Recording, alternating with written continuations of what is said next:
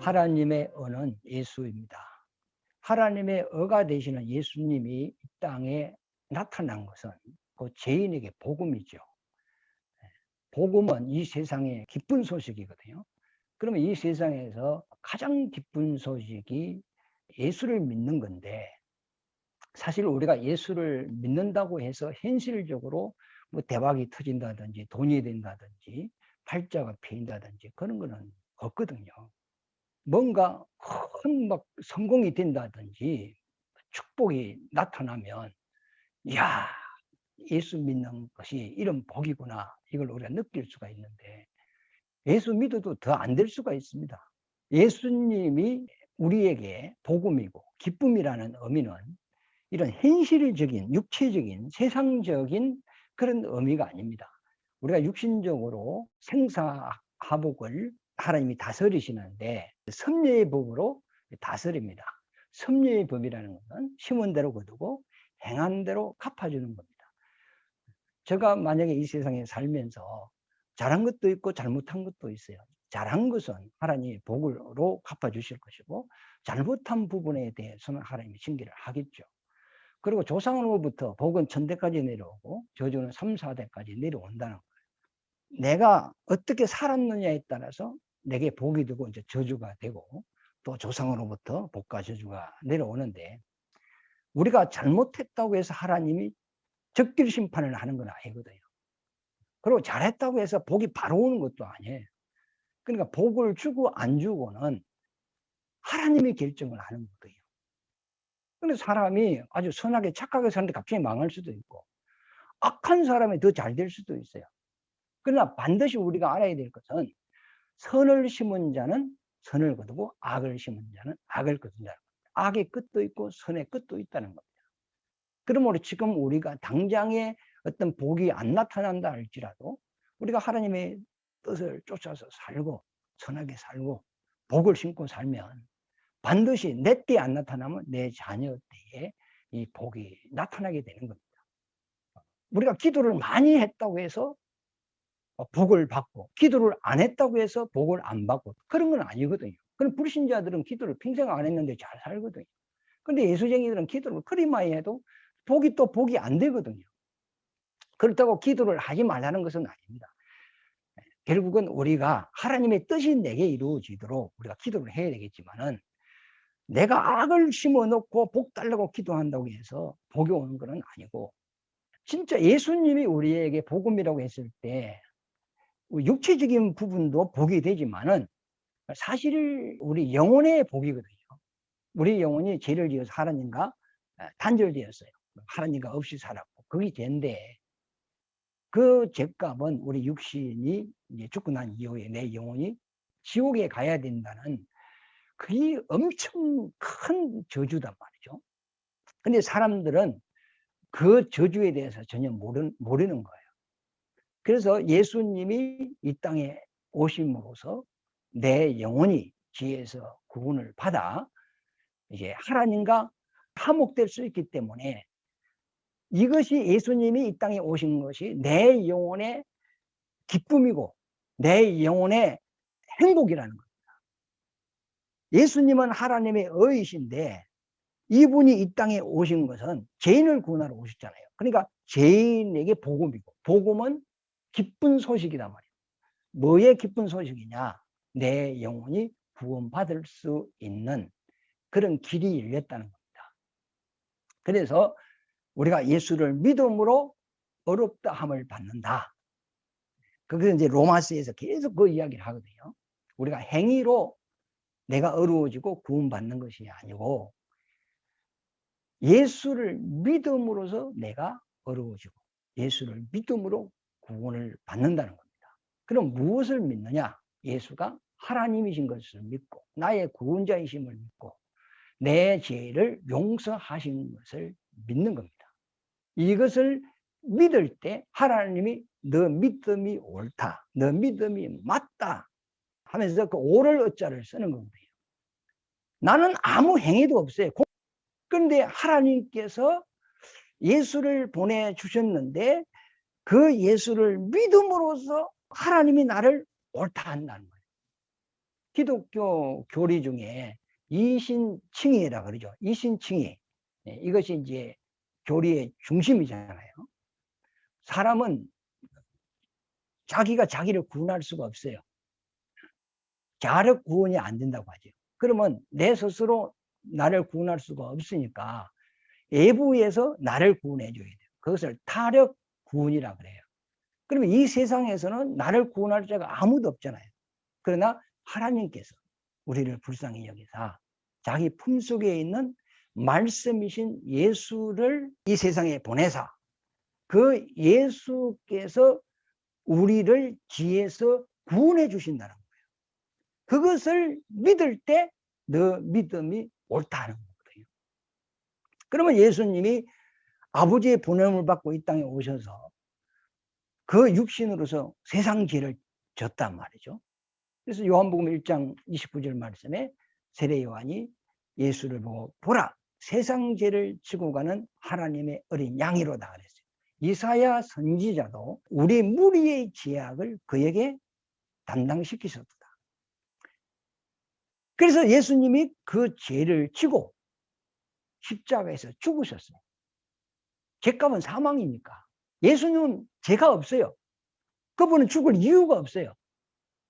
그런데 죄 없는 분이 이 땅에 오셔서 나와 여러분 죄를, 이 세상의 죄를 다 지시고 죽었단 말이에요. 그러면 그분이 죽을 때 나도 그분과 함께 죽은 거예요. 왜? 예수님이 내 죄를 지고 죽었기 때문에 예수님이 죽을 때 내 죄가 죽었단 말이에요. 로마서 6장에 보면은 예수가 죽을 때 우리도 함께 그와 함께 죄에 대하여 죽었다는 거예요. 그리고 예수님이 죽은 자 가운데서 3일 만에 부활하셨단 말이에요. 그러면 부활을 한다는 것은 죄가 없다는 겁니다. 죄는 부활이 안 돼요. 그러나 죄가 없으면 부활이 되는 거예요. 죽은 것은 부활이 안 되거든. 살아있는 것은 부활이 된단 말이에요. 우리 씨앗도 죽은 것은 땅에 심으면 순이 안 올라와요. 그러나 그 씨 속에 생명이 있는 것은 싹이 올라오는 같이 예수님은 하나님의 생명이신데 우리 죄를, 그분은 죄가 없어요. 근데 우리 죄를 지고 그분이 사람의 육신을 입고 오셔서 그 몸에 우리 죄를 지고 죽었었는데 그분이 죽으셨다가 죄가 없기 때문에 죄를 장사 지내고 그분은 살아났단 말이에요. 그러면 그분이 살아났으므로 우리도 그와 함께 살아난 거예요. 나의 죄는 장사 지냈고 죽었고 예수님이 죄와 상관없이 부활할 때 나도 그분과 함께 부활이 된 거예요. 그리고 예수님이 이제 하늘로 승천하시잖아요. 이와 같이 우리가 예수님이 다시 오실 때 우리도 예수와 똑같이 이제 신령한 몸을 입고 하늘나라로 이제 우리가 올라가겠죠. 그것을 우리가 믿는 것이 그 예수님이 행하신 그것을 믿는 거예요. 예수님이 왜 죽고 왜 부활하고 왜 하늘나라 가셨죠? 그것은 나를 위하여 한 것이란 말이에요. 예수님은 죽을 이유도 없고 부활할 이유도 없고 하늘나라 갈 이유도 없어요. 그분이 이 땅에 오시기 전에도 하늘보다 더 크신 아버지 품속에 계신 분이고 그분은 원래 본체를 입고 신령한 몸을 입고 있는 분이에요. 그런데 그 몸을 벗어놓고 사람의 몸을 입고 이 땅에 오신 것은 나의 죄를 죽음으로써 대신해 주기 위하여 그분이 사람의 몸을 입고 오신 것이단 말이에요. 그리고 부활하시고 하늘나라 가신 것. 그러니까 예수의 죽음이 내 죽음, 예수의 부활이 내 부활, 예수님의 그 하늘나라 가서 유업을 받는 것이 내 유업이 되는 거예요. 그러니까 두 사람이 이신칭의라는 것은 두 사람이 있어요. 두 사람이 있는데 사람은 스스로 구원이 안 돼. 그러니까 예수님이 이 세상에 오셔서 내 대신 죽음으로 죄를 사했고 부활함으로 나를 어렵게 했고 또 그분이 하늘나라 함으로써 우리도 하늘나라 갈 수 있는 길을 여신 거단 말이에요. 그러니까 예수님은 나를 위해 죽었고 나를 위해 부활했고 나를 위해 하늘나라 간 거예요.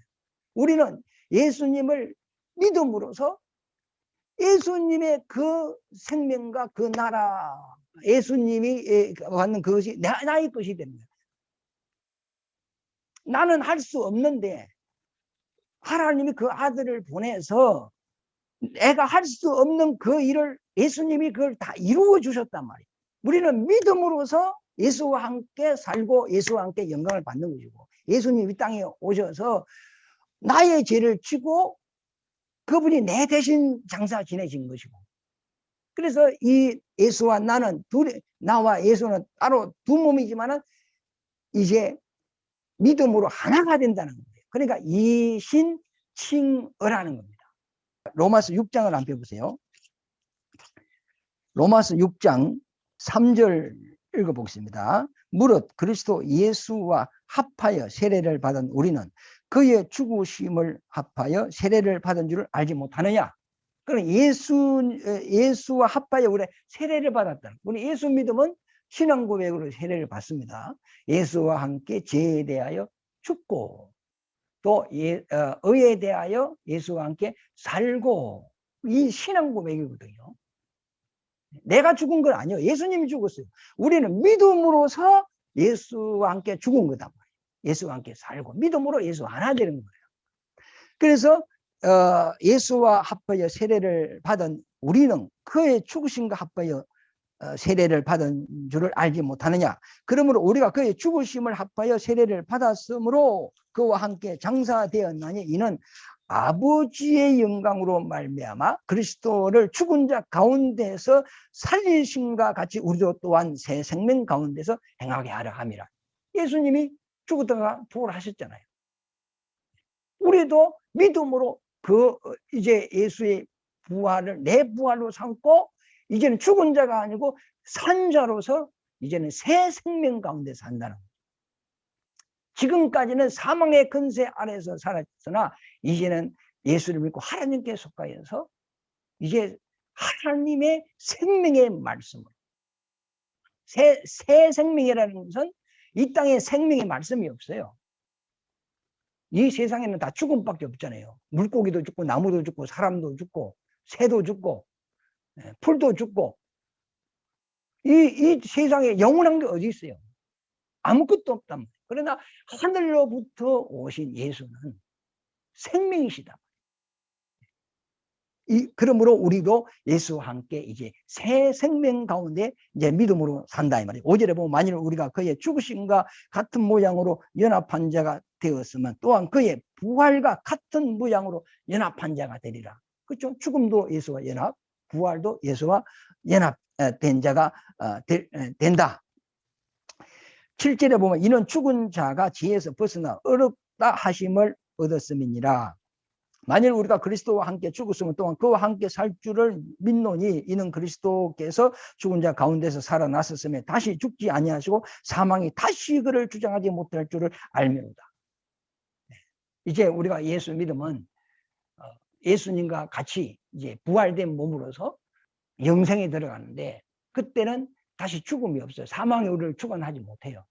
영원한 이제 하나님의 생명으로 이제 영생의 나라로 이제 가는 거죠. 영원히 사는 나라로 가서 사는 거죠. 그러니까 죽음도 부활도 하늘나라 아버지 집으로 가는 하늘나라를 유업받는 것도 예수님이 다 그 길을 걸어갔는데 예수님이 행하신 그것을 우리는 믿음으로 나의 것을 우리가 나의 것으로 삼는 것이란 말이죠. 네. 그러므로 우리가 제사함도 믿음으로, 구원도 믿음으로, 거듭남도 믿음으로, 모든 것이 믿음으로 되는 거죠. 나로서는 되는 것이 하나도 없어요. 그러므로 예수 그리스도로 말미암아 제사함 받고 예수 그리스도로 말미암아 거듭나고 예수 그리스도로 말미암아 생명 얻고 예수 그리스도로 말미암아 하나님의 자녀되고 예수 그리스도로 말미암아 부활하고 하나님의 예수 그리스도로 말미암아 하늘나라를 유업으로 받고 예수 그리스도로 말미암아 우리가 안식을 누리는 거예요. 그러니까 예수님이 내게 없다면 난 아무것도 없는 거예요. 그러면 예수님이 내게 있음으로써 모든 게 내게 있는 거예요. 아버지의 것은 다 예수님 것이고 예수님의 것은 다 내 것이 되는 거예요. 이것이 우리의 기쁜 소식이라는 거예요. 예수가 하나님의 의예요. 하나님이 자기 아들을 이 땅에 왜 보냈느냐? 죄인을 구원하러 보내셨어요. 그러므로 예수가 이 땅에 오신 것은 죄인에게 복음이라는 거예요. 그럼 어떤 복음이냐? 이 땅에서 육신이 잘 먹고 잘 살게 해주는 육신의 복을 주로 주님이 오신 것은 아닙니다. 이미 천지 창조할 때부터 이 세상을 지배하고 정복하고 다스리라는 복을 주셨어요. 예수 안 믿어도 잘 먹고 잘 사는 사람 굉장히 많고요. 이 세상에 하나님 어디 있어 하는 사람도 굉장히 돈 많아요. 그것은 하나님이 사람을 지을 때 먹고 입고 마시는 것을 허락했기 때문에 하나님은 사람이 숨이 끊어질 때까지 양식을 허락할 수밖에 없어요. 그래서 내일 아궁이에 들어갈 들풀도 하나님이 먹이신다 그러잖아요. 공중에 날아가는 새도 하나님이 그들에게 양식을 준대요. 저 산에 있는 들짐승도 하나님이 다 기른다는 거예요. 하물며 너희일까 보냐. 무엇을 먹을까 입을까 마실까 염려하지 마라. 이거는 하나님을 모르는 사람들이 구하는 것이다. 그들도 하나님이 다 먹이고 입힌다는 거예요. 진짜 하나님이 우리에게 주고자 하는 것은 하나님의 것이 내게 이루어지도록 하기 위하여 예수를 보낸 거단 말이에요. 저 천국을 우리에게 주기 위하여 예수를 보낸 거단 말이에요. 내 영혼이 지옥에서 이제 벗어나서 천국 갈 수 있는 그 길을 우리에게 허락해 주시기 위하여 예수님을 보낸 겁니다. 그게 기쁜 소식이라는 겁니다. 그래서 우리의 믿음의 주가 누구냐? 믿음의 대상이, 지금 우리가 믿는 믿음의 대상이 누군가를 확실히 알아야 돼요. 히브리서 12장 6절 말씀에 보면 예수를 보고 믿음의 주라고 그러거든요. 이 세상에는 믿을 것이 없어요. 세상 믿음은 망할 수밖에 없거든요. 결국 이 세상은 다 불타버리기 때문에 세상 믿음은 허망할 수밖에 없고 사람 믿음은 배신당할 수밖에 없고요. 돈 믿고 살면 돈 없어지면요 그 사람도 같이 무너지는 거예요. 이 세상에는 믿음이 없다고 성경은 말하고 있어요. 오직 우리가 믿을 수 있는 믿음의 대상을 하나님이 보내주시는데 그분이 누구시냐? 예수라는 겁니다. 그래서 우리가 예수를 내가 영접했으면 하나님이 예수를 통하여 주는 어마어마한 축복이 있단 말이에요. 그걸 우리가 이제 소유하게 되는 거죠. 우리가 구원받는 것은 오직 예수를 믿음으로 어렵다함을 받고 예수를 믿음으로써 구원을 받는다는 이 사실은요. 우리가 이 부분에 대해서 흔들리면 안 됩니다. 구원만큼은 우리 행위로 되는 게 아닙니다. 나의 노력으로 되는 것도 아니고 나의 선행으로 되는 것이 아닙니다. 구원은 믿는 자에게 거저 주시는 하나님의 은혜입니다. 공짜입니다. 선물입니다. 믿음에다가 행위를 보태야 구원받는다? 지금 로마서에 보면 로마 교회 유대인들이 지금 그 이야기를 하거든요. 만약에 예수님이 거저 주시는 믿음이 좀 나를 구원하는데 부족하다. 그래서 행위를 좀 보태야 된다. 이것은 하나님의 그 생명에서 끊어지는 것이라 했어요. 구약에 보면 너가 유월절 하나님을 믿으면 무교절을 지키라 그래요. 그럼 무교절은 7일 동안 지키는데 그 7일 동안은 빵에다가 누룩을 넣지 말고 먹어라. 그 누룩은 행위인데 너 행위를 포함시키지 말라는 거예요.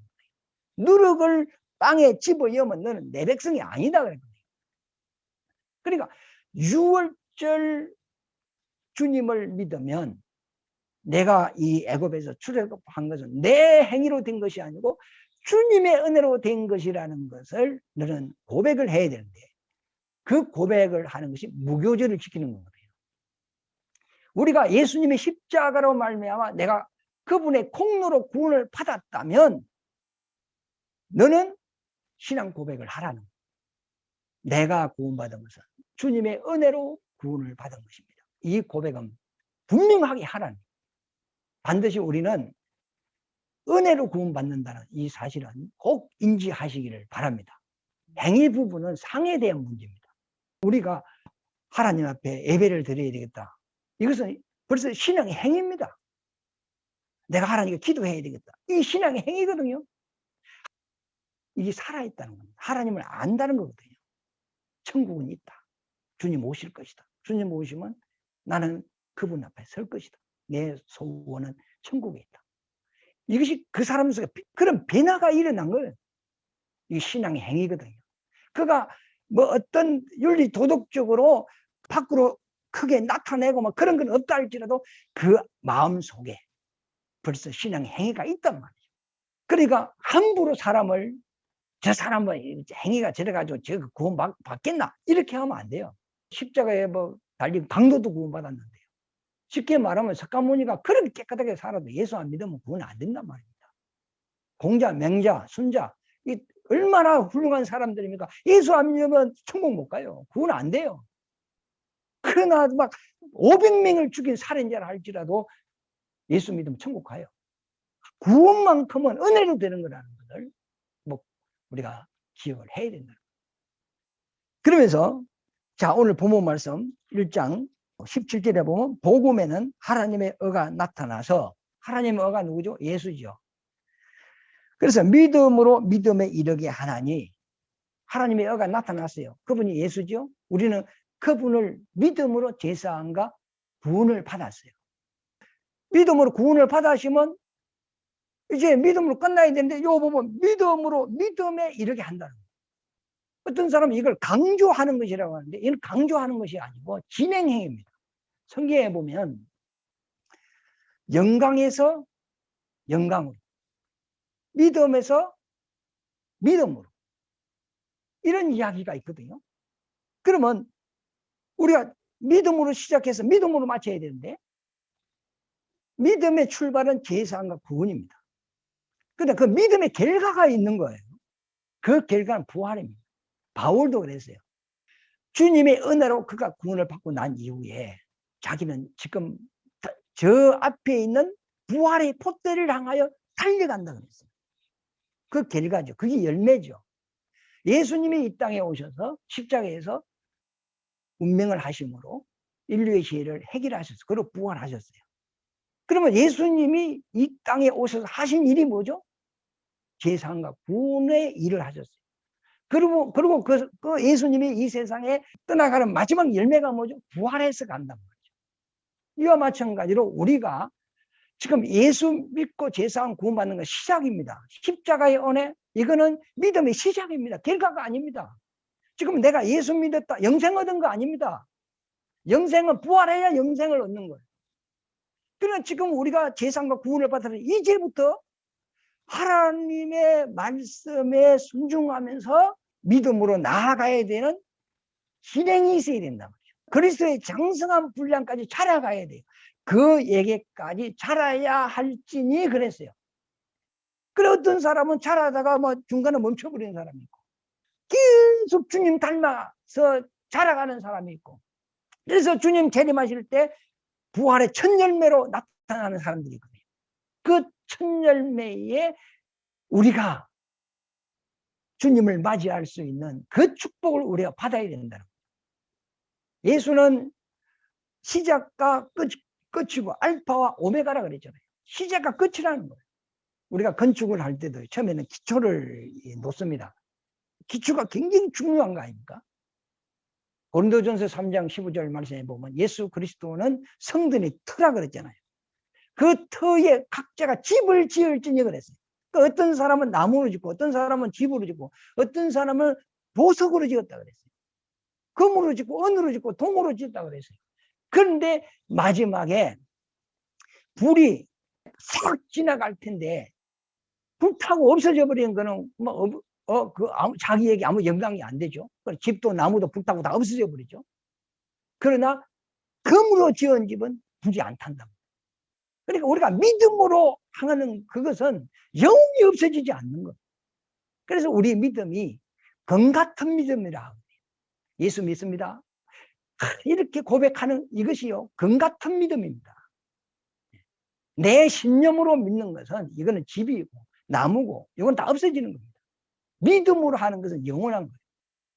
하늘에 내 보화가 쌓이는 것이고 이 땅에서도 내게 복이 되는 것이고. 그래서 믿음으로 믿음에 이르게 하는, 이건 진행행위거든요. 우리가 믿음이 자꾸 자라가야 되고 우리 마음이 자꾸 천국으로 가까이 가야 되고, 정말로 주님은 오실 때 가까워졌잖아요. 이렇게 믿음이 성장하시기를 예수 이름으로 축원합니다. 그리고 의인은 오직 믿음으로 살리라 그랬죠. 이어서 오직 의인은 믿음으로 말미암아 살리라 한과 같으니라. 그런데 이 믿음으로 살리라 하는 이 배경이 어디 있냐면 하박국에 있습니다. 하나님께서 이스라엘 백성을 택했어요. 그리고 이스라엘에게 복을 준다고 했어요. 이스라엘을 버리지 않는다고 했어요. 이스라엘의 눈동자에 색이 있다고 했어요. 손바닥에 색이 있다고 했어요. 항상 내 백성 있는 곳에 내 눈이 있고 내 귀가 있고 내 마음이 있다고 그랬어요. 그런데 이스라엘 백성의 역사를 보면은 이스라엘이 전쟁의 포로로 잡혀가요. 그래서 학대를 당하고 고통을 당해요. 그래서 선지자들이 하나님의 말씀을 보면 하나님은 자기 백성을 버리지 않는다고 했는데 지금 현실적으로는 자기 백성이 지금 저 이방의 포로로 잡혀가고 사는 것이 힘들단 말이에요. 그래서 하나님하고 부르짖고 도와주셔야 해도 하나님의 응답이 없어요. 그럴 때 하나님의 백성들이 하나님의 약속이 맞나? 하면서 하나님에 대해 회의감이 오는 거예요. 하나님 말씀에 우리가 보면은 내 백성은 분명하게 버리지 않는다고 약속하셨는데 하나님은 거짓말을 할 수가 없는 분인데 그러면 우리가 지금 이 고난을 받지만은 반드시 하나님이 우리를 회복시켜 줄 것이다 하는 생각으로 하나님 앞에 기도를 하는 거예요. 하나님, 이 백성을 회복의 때가 언제입니까? 회복의 때가 언제입니까? 하나님께 기도하거든요. 그때 하나님이 하박국에게 이제 이야기를 하는 게 있는데 하박국 1장 1절부터 선지자 하박국이 묵시로 받은 경고라 계시를 받았다 이 말이죠. 여호와께서 여호와여 내가 부르짖어도 주께서 듣지 아니하시니 어느 때까지입니까? 부르짖는다는 건 상황이 안 좋잖아요. 행편이 좋으면 기도 안 하거든요. 그러니까 지금 막 하나님께 부르짖을 정도면 뭐 묵상 기도하는 게 아니고 막 급하다 이 말이죠. 그래도 하나님이 듣지 않고 응답도 없단 말입니다. 내가 강포로 말미암아 안 좋지요 상황이 예초도 주께서 구원하지 아니하시나이다. 어찌하여 내게 지약을 보게 하시며 폐역을 눈으로 보게 하시나이까? 내 생활에 저주가 나타나고 사고가 나타나고 우환이 나타나고 하면은 사람들이 뭐라고 하죠? 전생에 내가 무슨 죄를 지었길래 내 새끼가 어려운 일을 당할 때 부모가 막 얼마나 고통스러워합니까? 그것을 새끼가 잘못된 것을 부모가 보면 본다는 그 자체가 괴로운 거거든요. 그러니까 내 폐역을 내 눈으로 보게 하시나이까 급탈과 강포가 내 앞에 있고 변론과 분쟁이 일어나는 이 백성들이 급탈을 당하고 강포를 당하고 이렇단 말이죠. 그러니까 백성들이 하나님이 살아있느냐 하면서 막 하나님한테 불평불만을 하고 막 변론을 하고 분쟁을 막 이렇게 한다는 거죠. 4절에 보면 이러므로 율법이 해이지고 하나님이 어디 있어? 이런 식이죠. 믿음이 해이해진단 말이죠. 하나님의 말씀에 대한 신뢰가 없으신단 말이죠. 정의가 전혀 실행되지 못하였어요. 하나님이 살아계시면 악한 자를 벌하시고 선한 자를 복되게 해줘야 되는데 이건 악한 자가 더 잘 되고 선한 자가 항상 당하니 이거 하나님이 살아계신 걸 맞나? 이런 식으로 이제 지금 우리가 똑같습니다. 정의가 전혀 실행되지 못하오니 이는 악인이 의인을 에워쌌으므로 정의가 굳게 행하여 기민이다 이렇게 했어요. 2장을 펴보세요. 2장 1절부터 내가 내 파수하는 곳에 높은 망대를 이야기하는 거죠. 서며 성루에 서리라.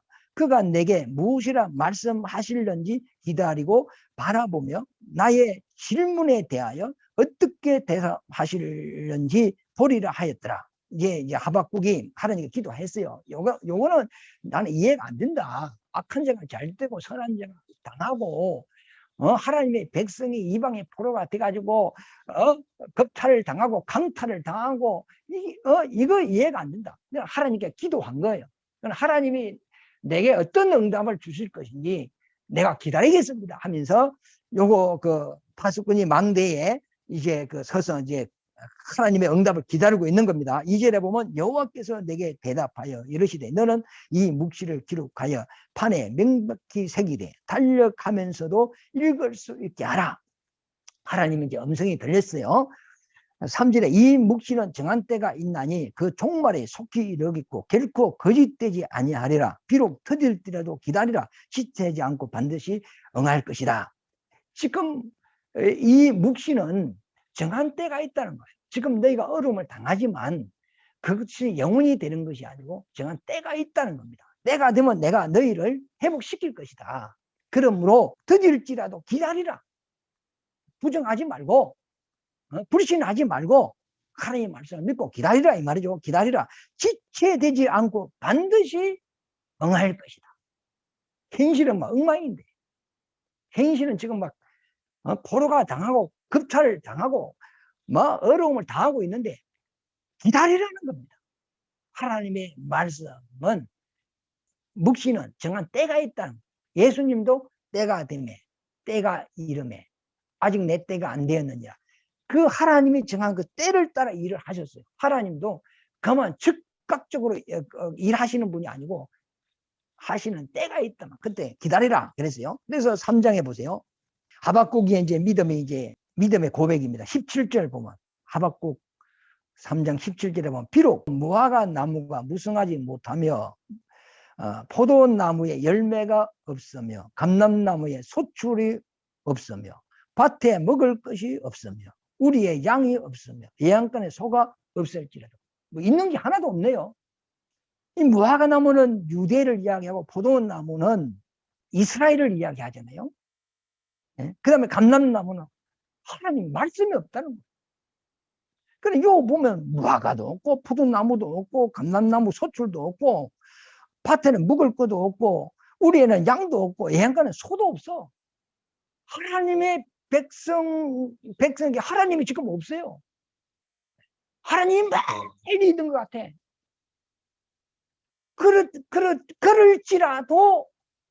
그럴지라도 18절에 나는 여호와로 말미암아 즐거워하며 나의 구원이 하나님으로 말미암아 기뻐하리로다.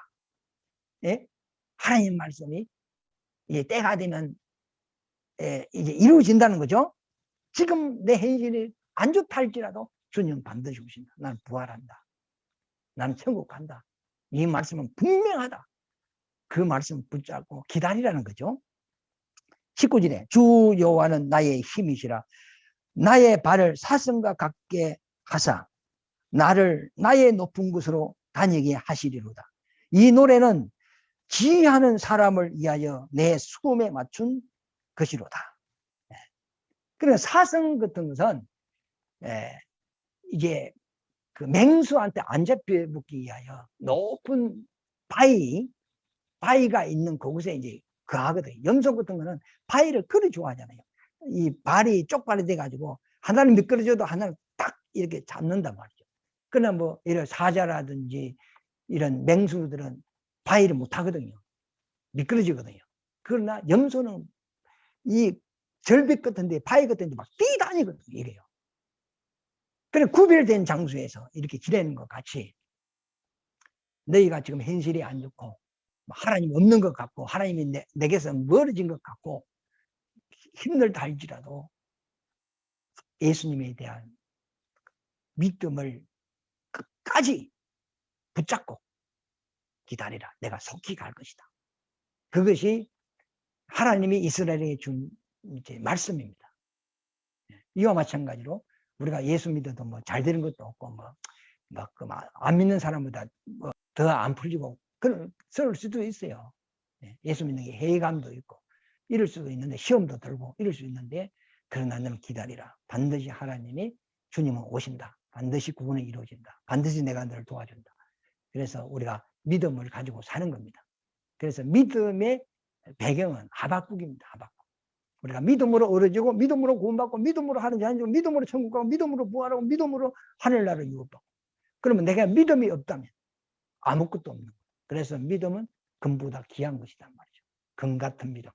금보다 귀한 믿음이라 그랬죠. 여러분 지금 예수 믿는 그 믿음 금보다 더 귀한 믿음이고 내 목숨보다 더 귀한 믿음이고 이 세상에 있는 모든 것보다 더 귀한 것이 하나님이 내게 주신 믿음입니다. 그 믿음의 대상은 예수입니다. 그 예수로 말미암아 우리가 구원받는 겁니다. 천국에서 사십시다.